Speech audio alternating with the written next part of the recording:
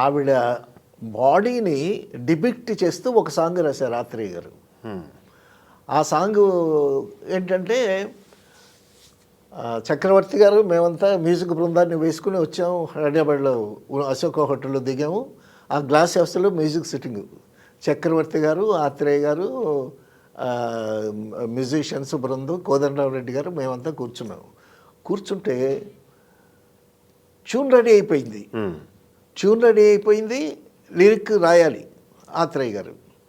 So రెండో రోజుకి finalise అయిపోయింది. ఆ రెండో రోజు రాత్రి ఆత్రేయ గారితో కూర్చున్నాం అశోక్ హోటల్లో.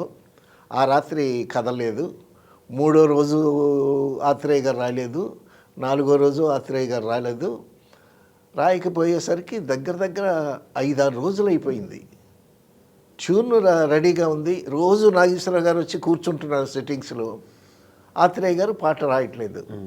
రాయకపోయేసరికి నాగేశ్వరరావు గారు చాలా సీరియస్గా ఉంటున్నారు. ఎందుకంటే వర్క్ జరగట్లేదు.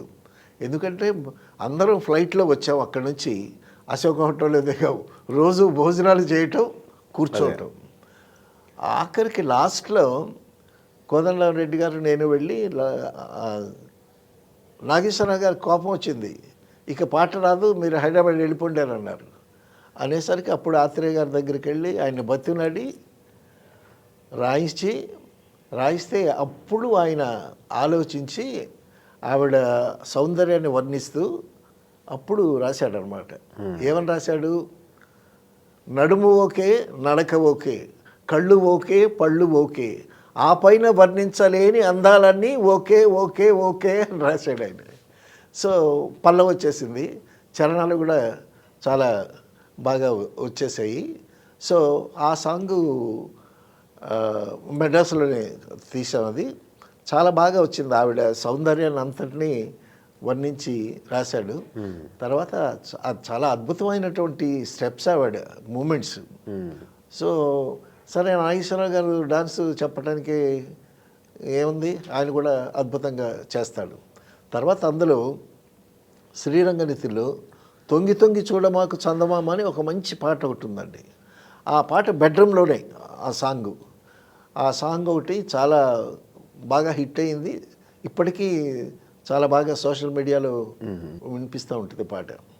తర్వాత చాలా ఒక గమ్మత్తైన విషయం ఏంటంటే, షూటింగ్ అయిపోయిన తర్వాత ఆవిడకి డ్రెస్ చెప్పేస్తాను నేను ముందు రోజే చెప్పేస్తాను. రేపు పలానా హెయిర్ డ్రెస్ అమ్మ, పలానా డ్రెస్ వేసుకోవాలని ముందే ఆవిడకి ఇచ్చేస్తే ఆవిడ మెంటల్గా ప్రిపేర్ అవుతుంది. ఆ డ్రెస్కి తగ్గట్టు ఏ హెయిర్ స్టైల్ అయితే బాగుంటుందో ఆ హెయిర్ స్టైల్ చేసుకుని వస్తుంది. సో ఆ రాత్రి కోదండరామరెడ్డి గారితో కూర్చొని రేపు ఏం సీన్ తీస్తున్నామనంటే చెప్పాను పలానా సీన్ అని. అయ్యయ్యో ఆ సీన్ తీయట్లేదు, నేను మెంటల్గా ప్రిపేర్ అవ్వలేదు ఆ సీన్ అని అన్నాడు. అంటే ఎలాగంటే డ్రెస్ చెప్పేశాను, ఆ సీన్కి సంబంధించిన కంటిన్యూటీ అంతా చెప్పాను. లేదు నువ్వు వెళ్ళి శ్రీదేవి గారితో చెప్పిరా, మళ్ళీ ఆవిడ సెట్స్కి వచ్చిన తర్వాత మళ్ళీ dress change, hair style change అంటే ఆవిడ మూడు మారిపోద్ది, కంఫర్టబుల్గా ఉండదు ఆవిడకి అని అన్నాడు. అప్పుడు 10:45 అయిందండి. ఆ 10:45కి నేను ఆవిడ సూట్లోకి వెళ్ళి, ఎట్ట చెప్తాము, కనీసం 9 లోపల అంటే పర్వాలేదు, నిద్రపోకుండా ఉంటారు. 10:45 అయ్యేసరికి అమ్మాయి నిద్రపోతూ ఉంటుందో అని అంటే, లేదు చెప్పాలి, లేకపోతే ఆవిడ మళ్ళీ చిరుబురులాడుతుంది, ఆవిడ కంఫర్టబుల్గా ఉంటుంది, పెర్ఫార్మెన్స్ కూడా బాగుండదు, అది ఇది అని అంటే. So I was compelled to go. సరే, అశోక హోటల్లోనే ఆవిడ సూట్కి వెళ్ళాను. సూట్కి వెళ్ళి కాలింగ్ బెల్ నొక్కాను. ఫస్ట్ బెల్కి రెస్పాన్స్ లేదు. సెకండ్ బెల్ ప్రెస్ చేశాను. ప్రెస్ చేస్తే అప్పుడు లోపల నుంచి వాళ్ళ సిస్టర్ శ్రీలత కూడా ఉంది. ఆ శ్రీలత వచ్చి డోర్ ఓపెన్ చేసింది. సో చైన్ లింక్ ఇంత ఉంటుంది కదా, ఆ మాత్రం ఓపెన్ అవుతుంది. అమ్మ, కో డైరెక్టర్ జయకుమార్ వచ్చాడని చెప్పమ్మా నాన్న. రండి జయకుమార్ గారు అని ఆవిడే పిలిచింది. నిద్రపోవాలి అప్పటికి, పిలిచింది. ఇంకా అప్పటికి ఇక్కడ నిద్రపోవాల లక్కీగా. ఆ టీవీలో చూస్తూ ఉన్నారు. సారీ మేడం, చాలా ఆ టైంలో వచ్చినా. పర్లేదు చెప్పండి అన్న. అసలు ఆ టైంలో ఆవిడ చాలా రిలాక్స్ అయ్యి చాలా ట్రాన్స్పరెంట్ డ్రెస్ వేసుకొని చాలా రిలాక్స్డ్గా ఉంది. అసలు నాకే ఈ టైంలో ఎందుకు వచ్చానా అని అనిపించింది. బట్ చెప్పాను, డ్రెస్ అంతా చెప్పాను. చెప్పిన తర్వాత అలాగేనండి అని అంది. అన్న తర్వాత కోదండరామరెడ్డి గారు దగ్గరికి వచ్చి వెళ్ళావా చెప్పావా అని అన్నాడు. ఏం చెప్పటం అండి, ఆవిడంతా చాలా పగలంతా కష్టపడి ఉంది, రిలాక్స్ అయింది, చాలా ఈజీ డ్రెస్లో ఉంది, నాకే